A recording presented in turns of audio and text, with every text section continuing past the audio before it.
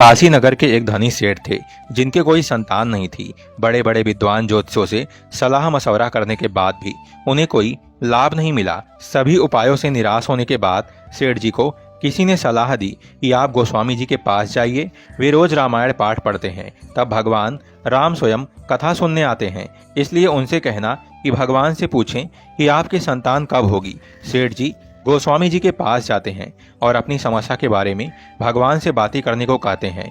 कथा समाप्त होने के बाद गोस्वामी जी भगवान से पूछते हैं कि प्रभु, वो सेठ जी आए थे जो अपनी संतान के बारे में पूछ रहे थे। तब भगवान ने कहा कि गोस्वामी जी, उन्होंने पिछले जन्मों में अपनी संतान को बहुत दुख दिए हैं, इस कारण उनके तो 7 जन्मों तक संतान नहीं लिखी हुई है। दूसरे दिन गोस्वामी जी सेठ जी को सारी बात बता देते हैं। सेठ जी मायूस होकर ईश्वर की मर्जी मानकर चले जाते हैं। थोड़े दिनों बाद सेठ जी के घर एक संत आते हैं और वो भिक्षा मांगते हुए कहते हैं कि भिक्षा दो, फिर जो मांगोगे वो मिलेगा। तब सेठ जी की पत्नी संत से बोलती है कि गुरुजी, मेरे संतान नहीं है। तो संत बोले, तू 1 रोटी देगी तो तेरे 1 संतान जरूर होगी। व्यापारी की पत्नी उसे 2 रोटी दे देती है। उससे प्रसन्न होकर संत ये कहकर चला जाता है कि जाओ, तुम्हारे 2 संतान प्राप्त होगी। 1 वर्ष के बाद सेठ जी के 2 जुड़वा संतानें हो जाती हैं। कुछ समय बाद गोस्वामी जी का उधर से निकलना होता है। व्यापारी के दोनों बच्चे घर के बाहर खेल रहे होते हैं। उन्हें देखकर वे व्यापारी से पूछते हैं कि ये बच्चे किसके हैं। व्यापारी बोलता है, गोस्वामी जी, ये मेरे ही बच्चे हैं। आपने तो झूठ बोल दिया था कि भगवान ने कहा है कि मेरे संतान नहीं होगी, पर ये देखो गोस्वामी जी, मेरे 2 जुड़वा संतानें हुई हैं। गोस्वामी जी ये सुनकर आश्चर्यचकित हो जाते हैं। फिर व्यापारी उन्हें उस संत के वचन के बारे में बताता है।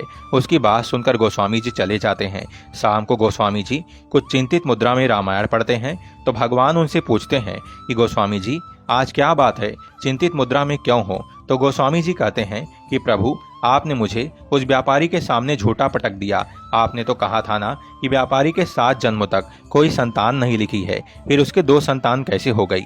तब भगवान बोले कि उसके पूर्व जन्म के बुरे कर्मों के कारण मैं उसे 7 जन्म तक संतान नहीं दे सकता, क्योंकि मैं नियमों की मर्यादा में बंधा हुआ हूँ। पर अगर मेरे किसी भक्त ने उन्हें कह दिया कि तुम्हारे संतान होगी, तो उस समय मैं कुछ नहीं कर सकता गोस्वामी जी, क्योंकि मैं भी मेरे भक्तों की मर्यादा से बंधा हूँ। मैं मेरे भक्तों के वचनों को काट नहीं सकता। मुझे मेरे भक्तों की बात रखनी ही पड़ती है। इसलिए गोस्वामी जी, अगर आप भी उसे कह देते कि जा तेरे संतान हो जाएगी, तो मुझे आप जैसे भक्तों के वचनों की रक्षा के लिए भी अपनी मर्यादा को तोड़कर वो सब कुछ देना पड़ता है जो उसके नहीं लिखा है। तो मित्रों, कहानी से तात्पर्य यही है कि भले ही विधाता ने आपके भाग्य में कुछ ना लिखा हो, पर अगर किसी गुरु की आप पर कृपा हो जाए ना, तो आपको वो भी मिल सकता है जो आपकी किस्मत में नहीं है।